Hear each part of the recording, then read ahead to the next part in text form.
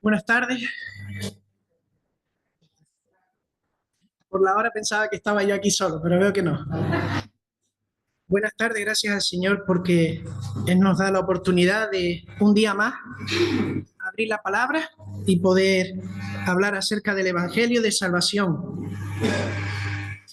Bueno, pues si hemos estado atentos a la lectura, aunque la volveremos a hacer de nuevo, vemos que hemos hablado de un fariseo y de un publicano, y alguno dirá, vamos a terminar haciéndonos fariseos o publicanos, porque llevamos ya varias sesiones hablando de fariseos y publicanos. Pero esa no es la idea. La idea es ver que era una situación que el Señor vivía constantemente. Había en el auditorio que el Señor Jesús tenía alrededor muchos perfiles de personas que se acercaban sedientas.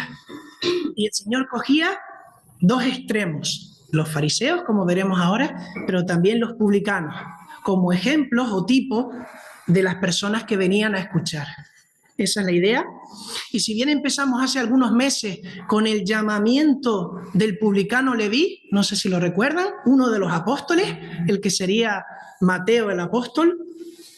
Después hablamos hace menos tiempo de la trilogía en Lucas capítulo 15, cuando el Señor habla a escribas, a fariseos y también a publicanos, y les va a responder a sus preguntas y a sus maquinaciones utilizando tres parábolas: la parábola de la oveja perdida, de la moneda perdida y del hijo pródigo. Ahora, con la ayuda del Señor, cerraremos esa idea con otra parábola, pero que habla directamente de fariseos y de publicanos. En esta ocasión el Señor no va a utilizar otras figuras, directamente va a utilizar al fariseo y al publicano. Pero lo primero que venía a mi mente en esta tarde era que vamos a hablar de un tema urgente, un tema necesario, trascendental, importante. No es cosa trivial. Y la pregunta que les hago en esta tarde a todos, pero en particular a los amigos, es: ¿por qué estoy aquí? ¿Por qué estoy aquí en esta tarde? ¿Qué he venido a buscar? ¿Qué me ha traído en este día a este lugar, pudiendo ir a tantos sitios? ¿Qué dirías a esto? No hace falta que lo digas en alto, solo piénsalo. ¿Por qué estoy aquí? ¿Qué he venido a buscar? Lo cierto es que veremos que hay algo urgente que tiene que ver contigo y conmigo y que viene de parte de Dios. Y es que necesitamos un encuentro personal con el Señor Jesucristo.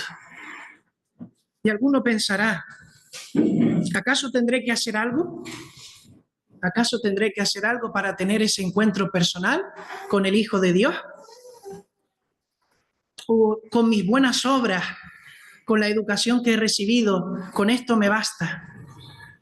Con esto ya soy acepto delante de Dios.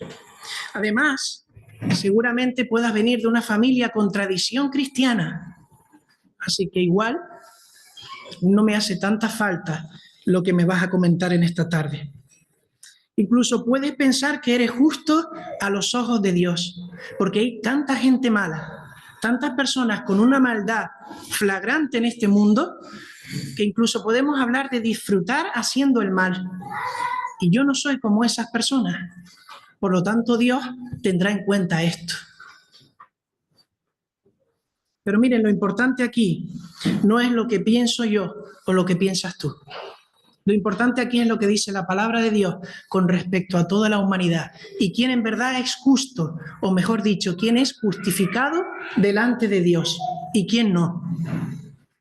Así que con la ayuda del Señor profundizaremos en esta parábola que el mismo Señor Jesús hace 2000 años comparte con una multitud que le escuchaba, y él ya iba camino de Jerusalén.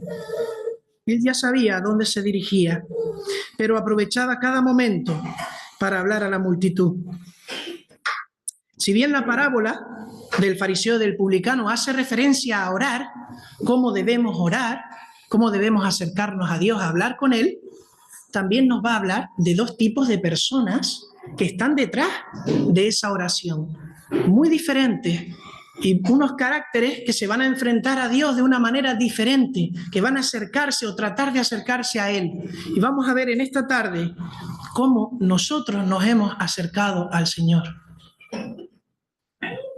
Pero primero podrá decir alguien que era una parábola, porque claro, esto es la parábola del fariseo y del publicano. Son dos perfiles reales que existían en aquel entonces, un fariseo y un publicano. Pero la parábola nos habla de utilizar una ilustración con figuras muy sencillas, del día a día, cotidianas, y que nos van a enseñar una verdad espiritual, compleja, difícil. Entonces utilizamos algo sencillo para poder llegar a algo complejo.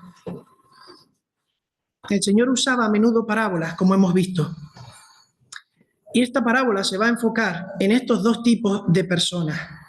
Y miren, el versículo 9, vamos a tener abierto el capítulo 18 del Evangelio de Lucas, versículo 9. ¿A quién va destinada esta parábola? Y es muy interesante lo que dice el verso 9. A unos que confiaban en sí mismos como justos y menospreciaban a los otros. Dijo también esta parábola. A unos que confiaban en sí mismos como justos y menospreciaban a los otros. Es decir, aquellos que confían en sí mismos, que se perciben como aprobados, ya sea porque han puesto una medida a la altura que les conviene o porque se comparan con el de al lado, deducen que Dios los acepta tal cual son.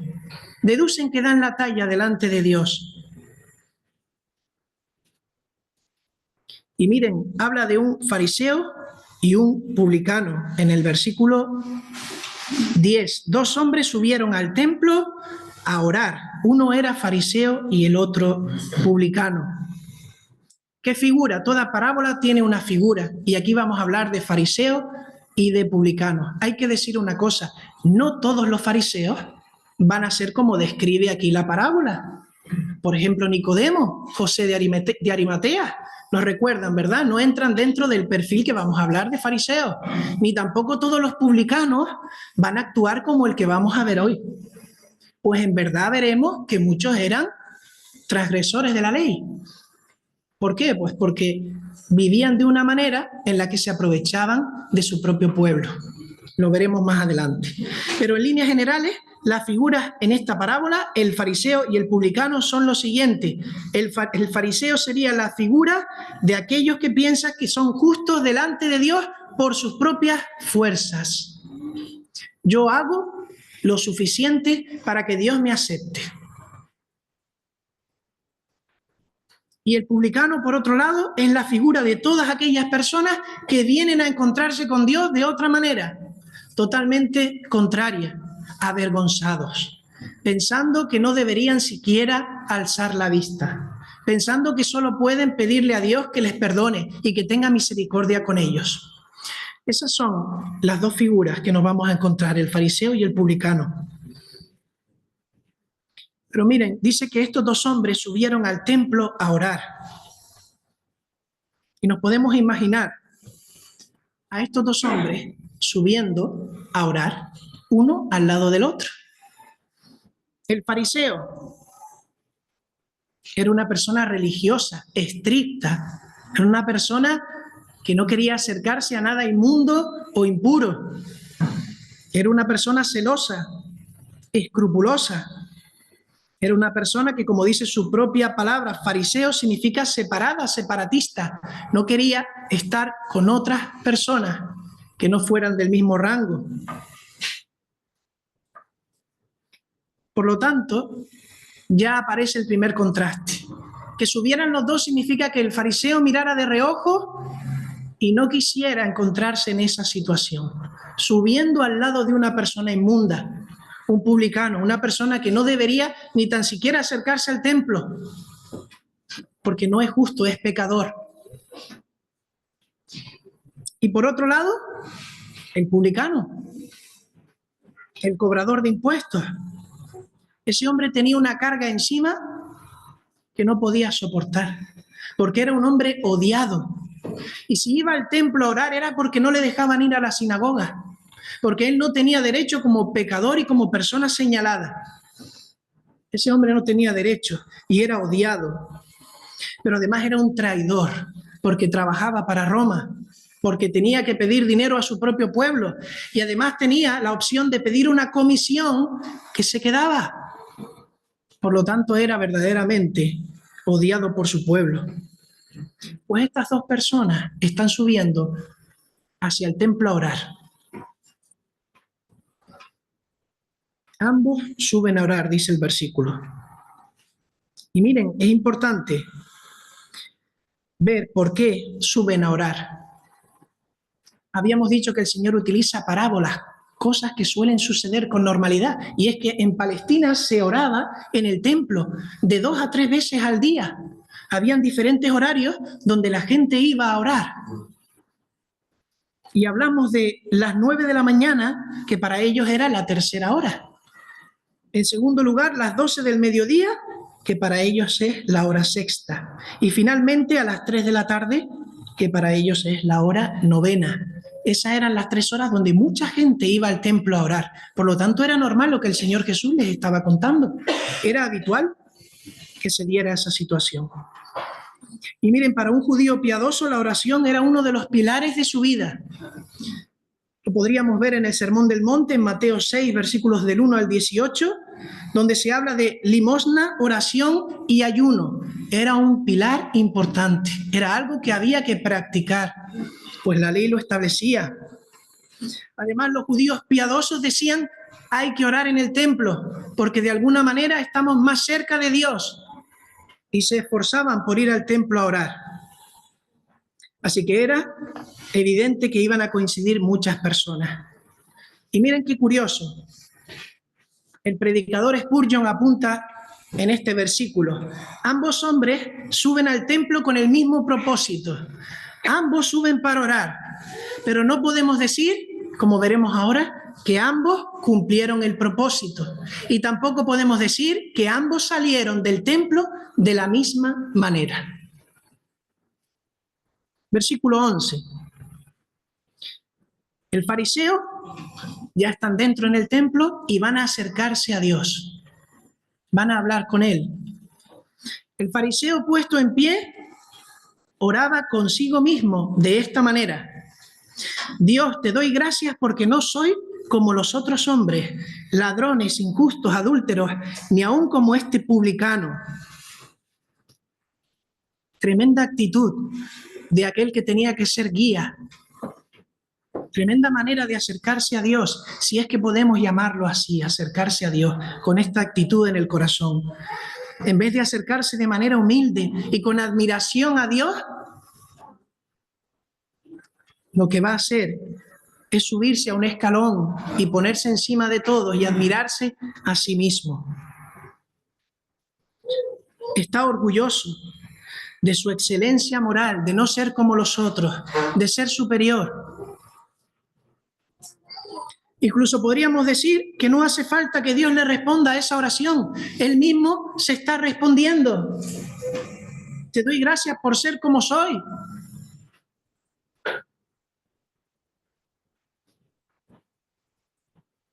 Miren lo que dice Calvino en este versículo. Él atribuye la gracia de Dios a que Él sea justo. Aunque su acción de gracias a Dios implica un reconocimiento que todas las buenas obras que poseía eran un regalo de Dios, pero confía en las obras y confía en que es mejor de los demás. Por lo tanto, su oración es rechazada.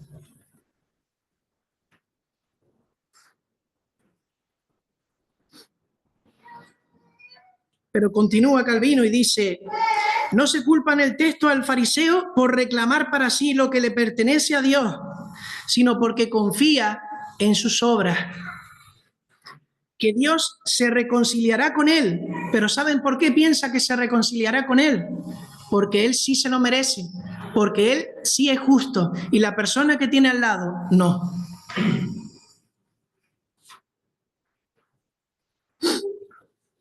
Pero por si fuera poco, miren lo que sigue diciendo en el versículo 12. Y habla de sí mismo. Dice, ayuno 2 veces a la semana, doy diezmos de todo lo que gano. Y mire, muchos fariseos desplegaban una actitud que denotaba tres cosas. Y tenemos que reflexionar si nosotros también hemos venido esta tarde con estas tres cosas en nuestro corazón. En primer lugar, autojustificación. Él se justificaba. Él tenía excusas para todo. Lo bueno que era y lo diferente que era a los demás hacía que Dios lo aceptara. Eso pensaba él. En segundo lugar, autoconfianza en sí mismo. Era tal su dignidad que él sí cumplía con el baremo de Dios. Él era perfecto. Un día se encontraría con Dios y él diría, Dios me va a aprobar y me va a dejar entrar al reino. Y en tercer lugar, que vemos en su oración, la autoglorificación. Él no glorifica a Dios, él se glorifica a sí mismo. Y dice el versículo 12 que él ayuna 2 veces a la semana. Esto es mucho más de lo que la ley le obligaba al fariseo. Al fariseo se le obligaba 1 vez al año a hacer ayuno. Lo vemos en Levíticos 16:29. Allí estaba el día del perdón, el día de la expiación, el Yom Kippur. Pero los judíos piadosos habían instaurado 2 días en semana extras para ayunar por la nación, por la situación que sufría la nación de Israel. Y él dice, yo hago lo que hacen los demás y más todavía. ¿Cómo no me voy a merecer el reino? Ayuno el segundo y el quinto día de la semana para un judío.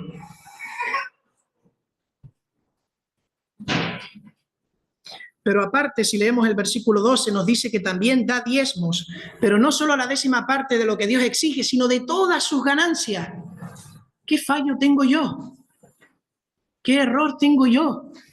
Es imposible que tenga alguna mácula en mi expediente delante de Dios, pero mira a este que tengo al lado. No debería ni estar aquí.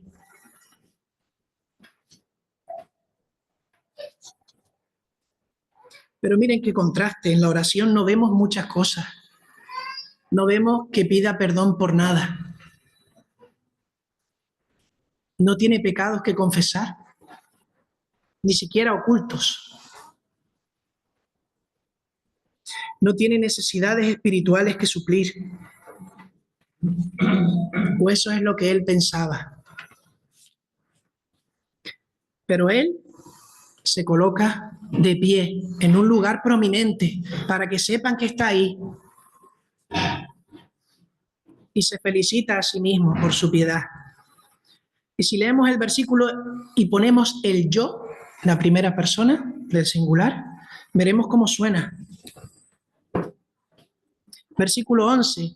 El fariseo puesto en pie oraba consigo mismo de esta manera.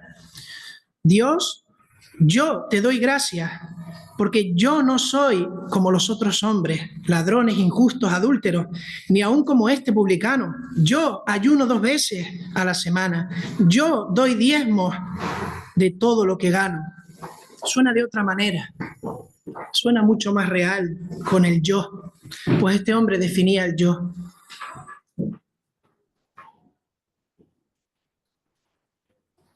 Dice el apóstol Pablo y nos exhorta a nosotros en Romanos 12, versículo 3. A cada cual que está entre vosotros que no tenga más alto concepto de sí que el que debe tener, sino que piense de sí con cordura. El fariseo oraba para ser visto. El fariseo oraba para sí mismo. Oraba cumpliendo el rito religioso, no por necesidad, no por anhelo del alma. Oraba por orgullo y por ostentación. Y podríamos pensar, como decíamos antes, que este fariseo miraba a aquel pobre hombre tirado en el suelo, sin levantar la cabeza, el publicano, del cual hablaremos ahora. Y él diría, ¿acaso el rey David no dijo, ¿quién puede subir al monte del Señor? ¿Quién puede estar en su lugar santo? Solo el de manos limpias y corazón puro, el que no adora ídolos vanos ni jura por dioses falsos. Las palabras del rey David no condenan a ese hombre. Seguramente justificaba incluso sus pensamientos con el mismo texto bíblico. Y podría llegar a pensar, yo al contrario que él, sí soy justo, puedo estar aquí y este es mi lugar. Pero ¿qué estaría pasando por la cabeza del publicano? Arrodillado, tirado en tierra, con miedo a levantar la cabeza, a lo lejos, no se acercaba. Él también fue al templo a orar. Miren el versículo 13. Mas el publicano, estando lejos, no quería ni aún alzar los ojos al cielo, sino que se golpeaba el pecho, diciendo, Dios, sé propicio a mí, pecador. Se sentía indigno, sabía que ese no era su lugar, pero esperaba la misericordia de Dios. Esperaba que Dios lo aceptara tal cual era, en su arrepentimiento. Por eso estaba lejos. Pero miren, la manera de acercarse de una persona que quiere conocer a Dios es la que leemos, y acompáñenme en la lectura, en el Salmo 34, 18, que era la que estaba haciendo el publicano. Salmo 34, 18. Y miren qué precioso el contraste.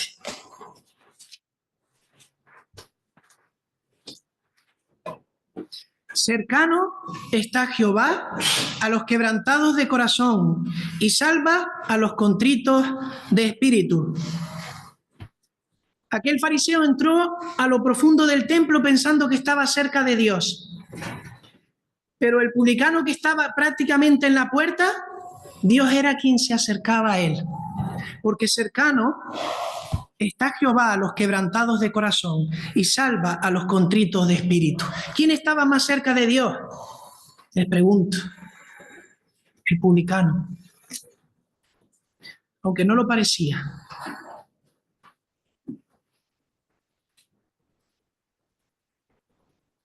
No quería ni alzar los ojos. Estaba avergonzado. Y eso nos habla de conocerse a sí mismo, de verse a sí mismo, de saber quién era el que estaba allí, que era Dios mismo. Ahora bien, muchos pueden pensar, yo soy humilde también. De alguna manera yo soy humilde, como lo ha sido, en este caso, en el relato, el publicano. Por lo tanto, yo creo que también merezco ser reconocido por Dios. Pero tendríamos que preguntar, ¿humildad en qué sentido es lo que Dios espera de nosotros? Pues miren, la humildad que Dios espera de nosotros es la que radica en no negarnos a reconocer nuestros pecados. No negarnos a reconocer nuestros pecados. Nos hace vernos indignos y separados de un Dios santo. Y por lo tanto, finalmente nos conduce en arrepentimiento a la reconciliación con Dios. Esa es la humildad que Dios espera de nosotros, no la falsa humildad de apariencia, de querer cumplir con una serie de cosas, de poner un visto en la lista de las cosas que tengo que hacer. Y miren, Cristo insiste principalmente en este punto en la parábola, porque el publicano reconoció sinceramente que era miserable y que estaba perdido. Pero aun siendo pecador, confía en un perdón gratuito, inmerecido, en un regalo. Espera que Dios sea amable con él sin merecerlo. Espera poseer lo que no merece. Y querido amigo, ciertamente, dado que el perdón de los pecados es lo único que reconcilia a Dios con nosotros, debemos comenzar con esto. Si deseamos que Él acepte nuestras palabras, acercarnos a Él, que Él nos reciba, tenemos que empezar por esto. Aquel que reconoce que es culpable y que debe ser condenado, pero implora perdón al Padre y niega toda confianza en sus obras, pues nada podemos hacer para agradar a Dios. Aquel que mira a Cristo con fe recibirá misericordia. Definía un comentarista en el versículo 13 cuando habla de golpearse el pecho en señal de dolor. Dice, primero no se golpeó el pecho, primero fue su corazón quien le golpeó. y después se golpeó el pecho. También nos habla el versículo 13 de pedir misericordia. Sé propicio a mí, pecador. Sé propicio a mí, pecador. Y en la mente de un judío, instruido como era un publicano, estaba pensando, no en lo que nosotros podríamos pensar de Señor, sé bueno conmigo, acéptame en mi miseria. Él estaba pensando en la imagen de los sacrificios del antiguo pacto, en el propiciatorio y en aquel cordero precioso, sin mácula, que tenía que derramar la sangre. Sé propicio a mí, pecador. Estaba pensando en esa figura. Hay varios textos, Éxodo 25, 17, 18, 21, Levíticos 16, versículo 5. Así que de alguna manera podemos parafrasearlo de la siguiente manera: sé conmigo como eres cuando miras la sangre expiatoria. Haz lo mismo ahora conmigo, Señor. Mateo 26, acompáñeme, versículo 28. Mateo, capítulo 26, versículo 28.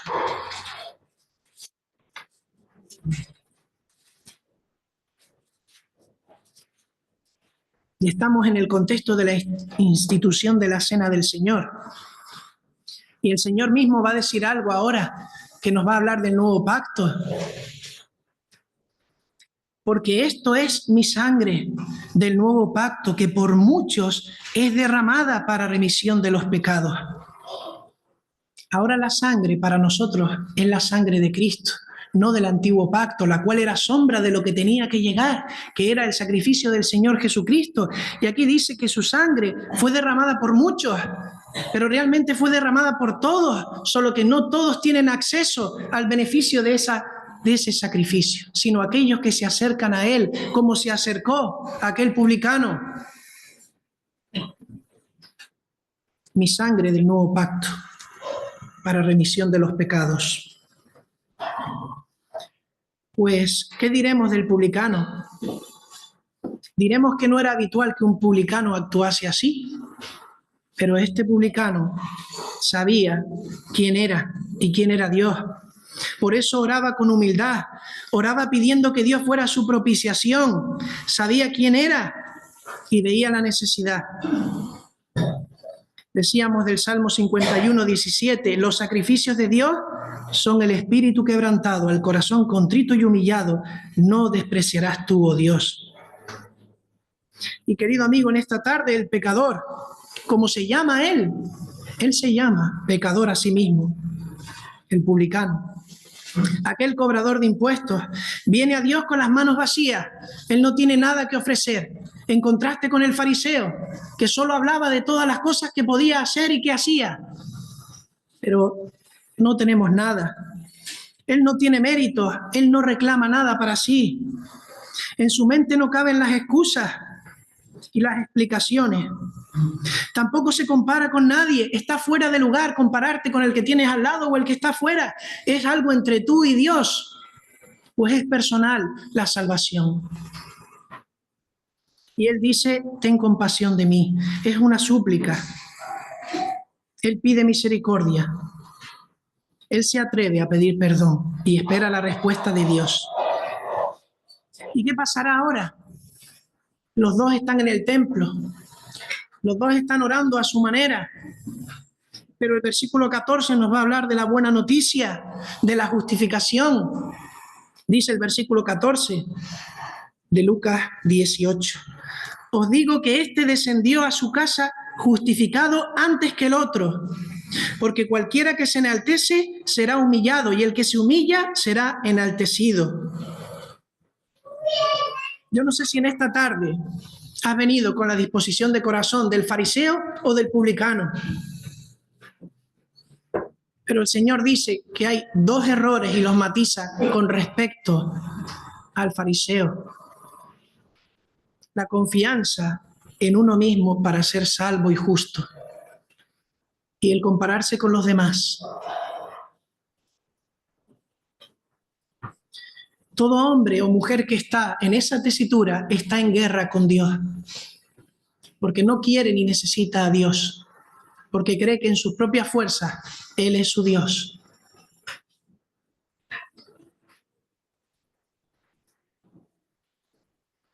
Pues miren, déjenme decirles que no podemos reconciliarnos de ninguna otra manera que no sea negándonos a nosotros mismos. Es decir, dejando a un lado toda confianza en nuestra propia virtud, nuestra propia justicia y confiando solo en la misericordia de Dios. Es la única manera.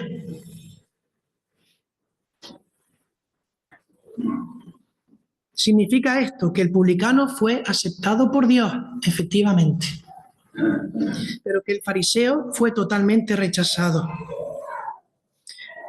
Ahora bien, justificados. ¿Cómo seremos justificados? ¿Qué significa ser justificados? Pues tenemos que volver a pensar en cómo hemos venido en esta tarde a la presencia de Dios y buscando el qué. La idea es si venimos pensando que ya somos justos o si venimos buscando al que justifica, a Cristo. Siguiendo la idea del texto y el ejemplo de los dos hombres, el fariseo y el publicano, solo hay dos opciones para ser justificado. Puedes estar en primer lugar viviendo confiado en tu propia justicia, en lo que tú crees que está bien o en lo que tú crees que está mal, y que a lo mejor muchos comparten, y eso te da cierta seguridad. Mira lo que dice Romanos capítulo 10, versículo 3, acerca de tu propia justicia. Romanos capítulo 10, versículo 3. Porque ignorando la justicia de Dios y procurando establecer la suya propia, no se han sujetado a la justicia de Dios. Ignorando la justicia de Dios, han querido sustituirla por la suya propia y no se han sujetado a la justicia de Dios. Ese puede ser un caso. Esa puede ser una de las maneras en las que hemos entrado en esta tarde a este local. Pero hay otra manera que no se basa en tu propia justicia, aquella que quiere suplantar a Dios, pues siempre ha sido así, sino la justicia de Dios. El mismo libro, Romanos 3, 21 al 26, capítulo 3, 21 al 26. Estén atentos en esta justicia, que es la que Dios busca para que seamos verdaderamente justificados. Romanos capítulo 3, versículos 21 al 26. Pero ahora, aparte de la ley, se ha manifestado la justicia de Dios, testificada por la ley y por los profetas. La justicia de Dios por medio de la fe en Jesucristo. Y repetimos esta parte. La justicia de Dios por medio de la fe en Jesucristo. Para todos los que creen en Él. Porque no hay diferencia por cuanto todos pecaron y están destituidos de la gloria de Dios, siendo justificados gratuitamente por su gracia, mediante la redención que es en Cristo Jesús. Y miren qué bonito cómo se entrelaza este texto con la parábola que hablábamos y el publicano.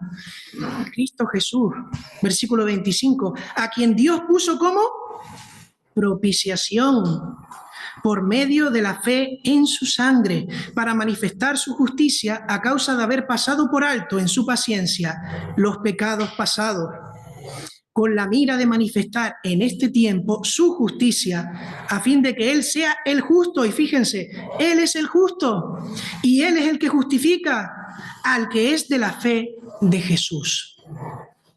Así que más claro es imposible. O estás viviendo tu propia justicia, la cual no es válida, o estás en la justicia de Dios a través de la sangre del Señor Jesucristo.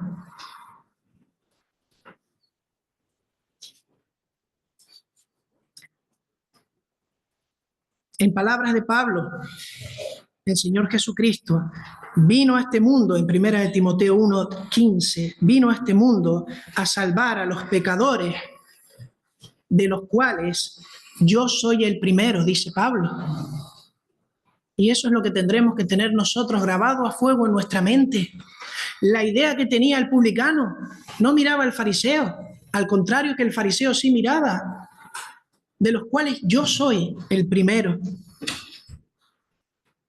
En lugar de compararse con la norma divina, con la palabra de Dios, verse en el espejo de la palabra, verse sucio, porque es un espejo que te muestra lo que tienes dentro, porque no es agradable ver la suciedad del corazón.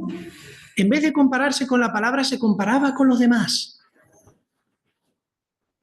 Pero miren, vamos avanzando y vamos a entrar ahora en el mensaje, específicamente para los amigos de Salvación en esta tarde.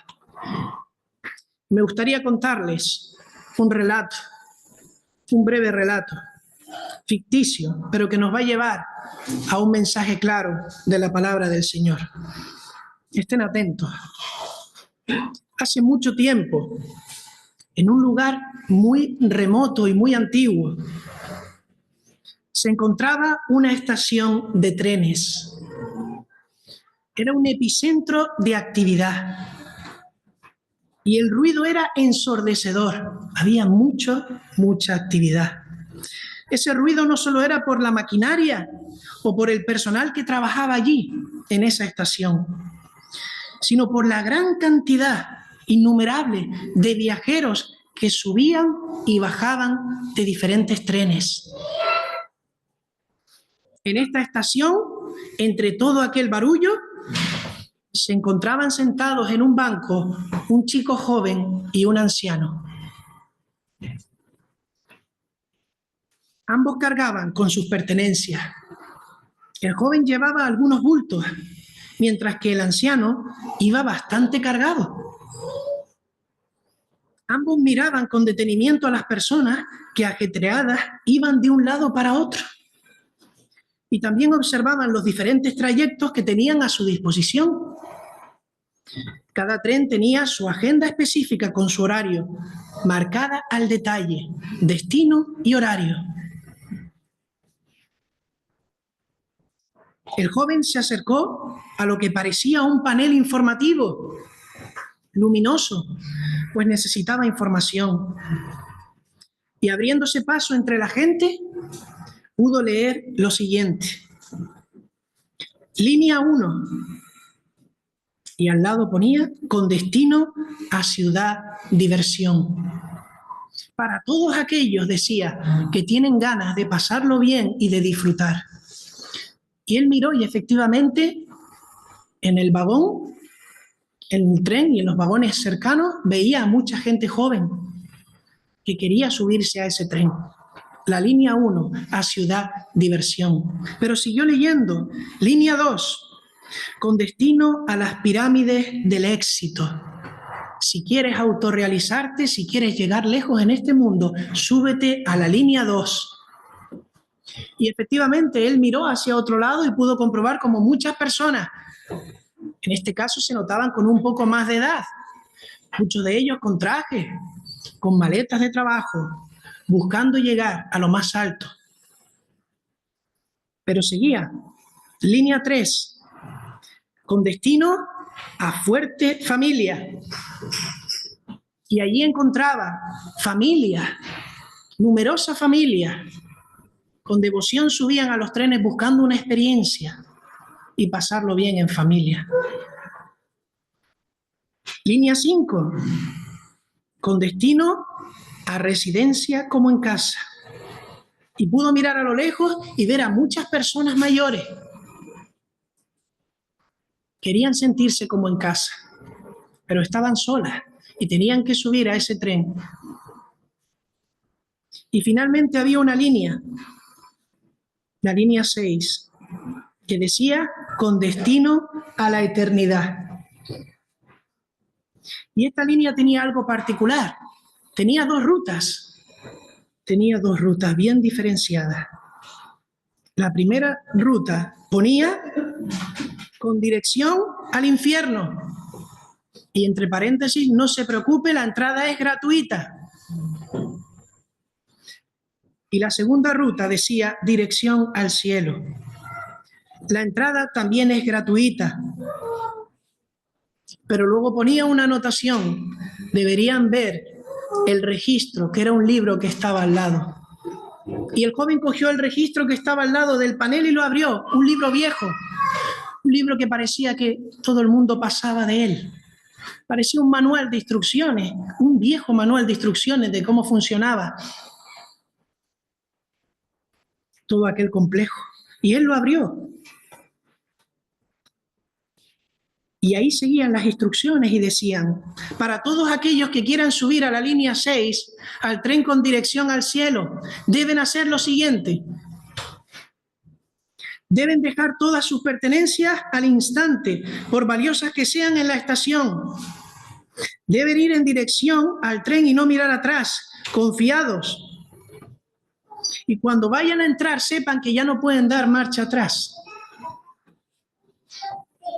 Pero no contento con esto, la última indicación era la que más dejó a este joven confuso. Una vez que entre, será el propio arquitecto de todo esto, de la estación, que te dará el ticket para poder entrar. Y el joven pensativo cerró el libro con polvo y fue de nuevo al banco, pensativo.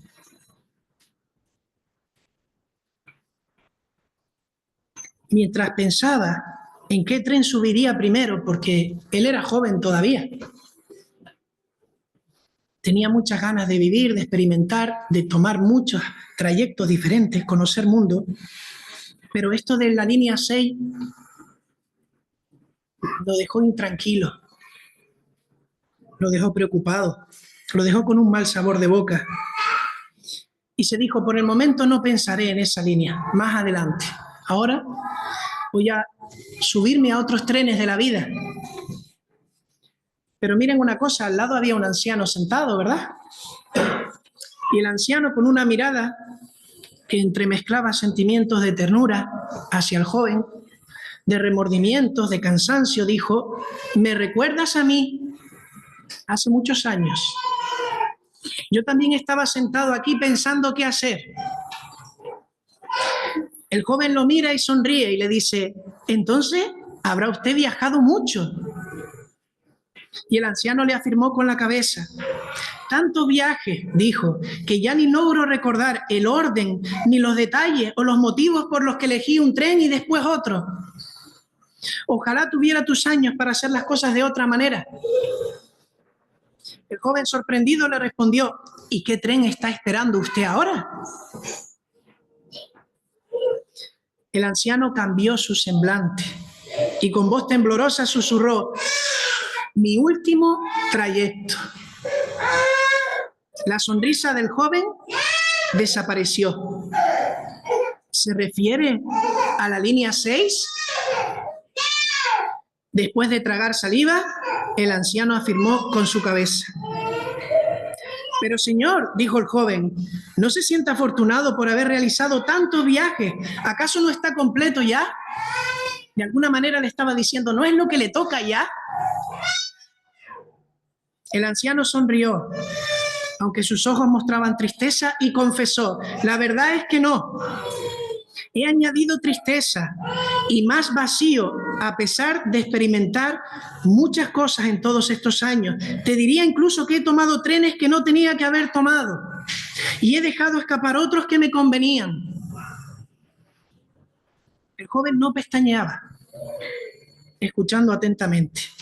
El anciano sacaba un pañuelo y se secaba las lágrimas.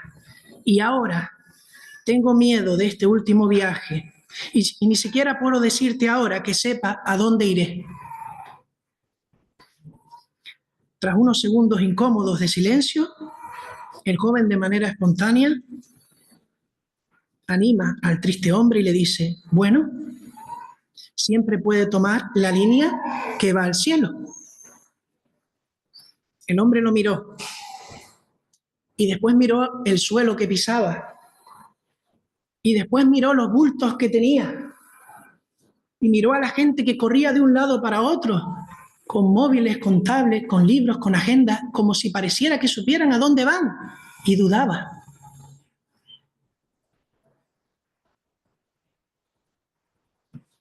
Sin duda, dijo el hombre, sería el mejor trayecto, el que probablemente necesite y me dé la paz que no he encontrado en ningún otro trayecto. Pero mira a tu alrededor. ¿Acaso será verdad lo que ese panel indica sobre la línea 6? ¿Acaso puedo creer lo que dice ese manual antiguo de un arquitecto en esta estación que nunca he visto? Y finalmente, ¿acaso puedo creer que existiendo todo esto me acepte siendo como soy y lo que he vivido en todos estos trayectos y me dé un pase? La voz del anciano se iba quebrando. Yo creo que no. Casi terminando con la historia, el joven le respondió tras escucharlo atentamente: tal y como yo lo veo, usted lo que necesita es seguir las indicaciones del manual, pues parece que ha sido el arquitecto quien lo ha hecho. Y está usted en la estación del arquitecto. ¿Qué más necesita? El mismo que afirma que si deja todo y va a él, tendrá el pase para el viaje al cielo.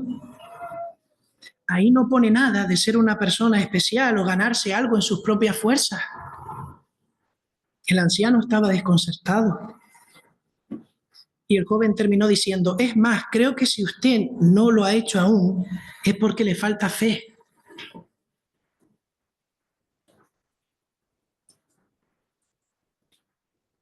Y tras un breve tiempo de silencio y reflexión, no se levantó el anciano, se levantó el joven. Y le dijo: ¿sabe una cosa? He cambiado de idea tras esta conversación en cuanto a mi trayecto. Voy a subir ya a la línea 6 con destino al cielo, desde ya. Creo que es un viaje hacia la eternidad con el arquitecto y no tiene precio ninguno. Y me esperan cosas mucho mayores que las que podré ver y apreciar en los otros trayectos. Es cierto que los trenes son tentadores, pero no hay comparación. Y mientras se despedía, muy agradecido al anciano, fue dejando sus bultos, ya no le importaban, era una carga que le hacían ir más lento hacia la vía. Corrió en dirección a la línea 6 en busca del arquitecto y del pase. Pero por un instante se viró porque se acordó del anciano y le gritó, y entre la multitud lo escuchó el hombre: usted decide. Casi sin darle tiempo a reaccionar, el anciano vio cómo desaparecía entre la multitud. No sabemos cómo terminó la historia, porque ese anciano representa a cada uno de los que estamos aquí.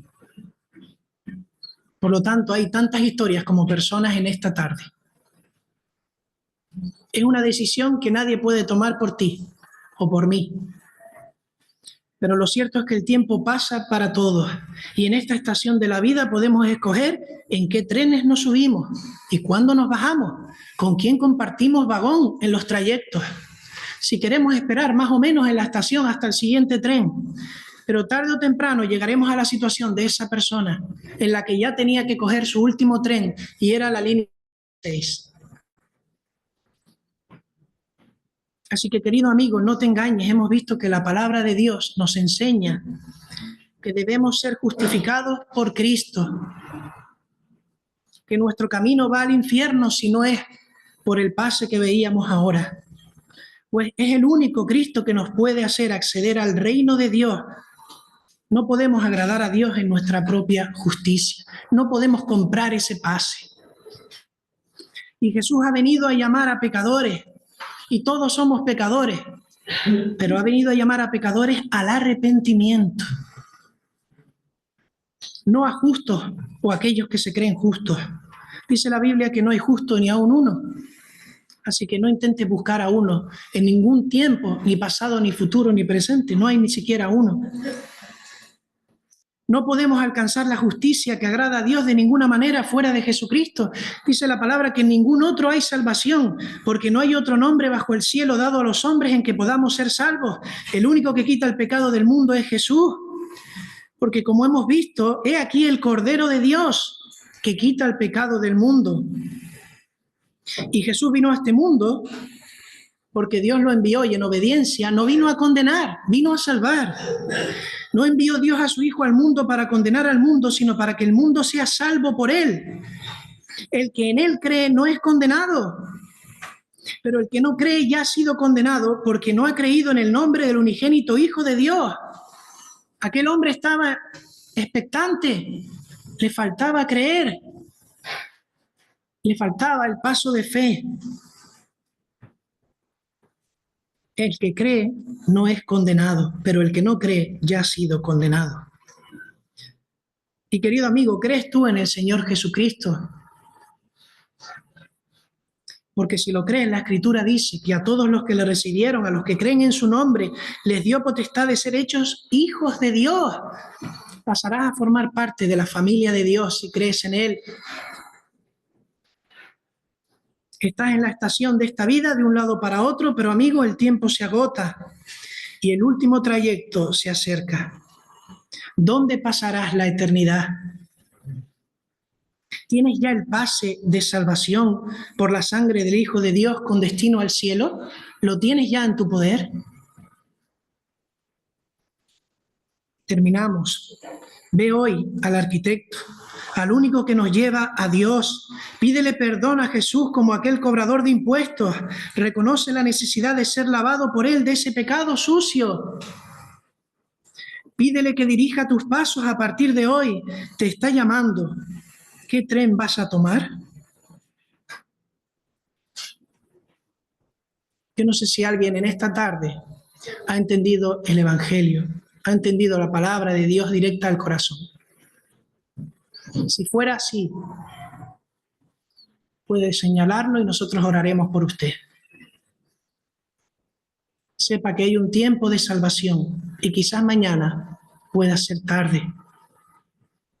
Y si no quiere hacerlo ahora de manera manifiesta, en su corazón ore a Dios, como lo hizo el publicano. Vamos a orar. Señor y Padre, gracias te damos por el precioso Evangelio, Señor. Gracias por el costo, Señor, que no tuvimos que pagar, porque tú por gracia lo pagaste, Señor. Era algo que no podíamos alcanzar en nuestras propias fuerzas. Pero tú, Señor, en un amor profundo, Señor, incomprensible, sufriste, Señor, te sacrificaste por nosotros. Gracias por tu amor, Señor, práctico, real. Gracias porque no solo has muerto por nosotros, sino porque quieres hacernos familia tuya, Señor. Porque tú nos has justificado. Porque no siendo nada, Señor, y no pudiendo ofrecerte nada, tú nos aceptas como somos. Si hay algún alma, Señor, en esta tarde que ha escuchado tu voz, que no deje para mañana, Señor, la respuesta. Pues puede ser tarde, Señor. Te pedimos que tú nos bendigas, Padre. Gracias por tu palabra preciosa, en el nombre del Señor Jesús. Amén. Amén.